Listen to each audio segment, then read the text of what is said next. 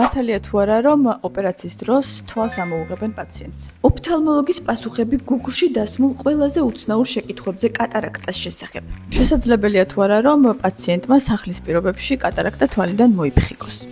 ესეც გახლავთ ერთ-ერთი მითი, ხშირად პაციენტი კითხულობს, რომ მე მინდა გადაფხეკვის ოპერაცია. ეს ესე არ გახლავთ? აუცილებელი არის თუ არა კატარაქტა მომწიფდეს, რომ ჩავიტაროთ ქირურგიული ოპერაცია.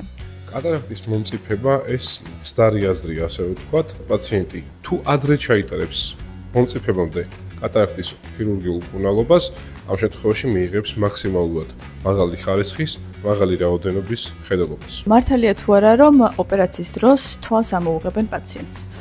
რა თქმა უნდა, ეს გახლავთ მითი და სიცრუე. ჩვენს კლინიკაში გამოიყენება მსოფლიოში საუკეთესო ხელოვნური ბროლები, რომლებიც აძლევს პაციენტს საშუალებას მიიღონ მაღალი ხარისხის და რაოდენობის მხედველობა. აშორებს თუ არა კატარაქტას ლიმონის წვენი ან თაფლი. ბევრი პაციენტი მიმართავს რაღაც ხალხურ მედიცინის მკურნალობას, სადაც პაციენტი მიიღოს მე სავალალო შედეგებამდე, იმიტომ რომ ლიმნის წვენმა თუნდაც შეიძლება გამოიწვიოს ქონის დამწყობა ან თვალის დამწყობა. New Hospital-ში არის საშუალება, რომ პენსიონერებმა 60 წელს ასაკისეებით გამოიყენონ უბასო კონსულტაცია კატარაქტის სკრინინგი. და ამ სკრინინგის საშუალებით მათ შეუძლიათ ჩაიტარონ კატარაქტის ქირურგია საყოველთაო ჯანაცვლის პროგრამის ფარგლებში. ბატონო გრიგოლ, შესაძლებელია კატარაქტას უმკურნალოდ მხოლოდ წვეთებით?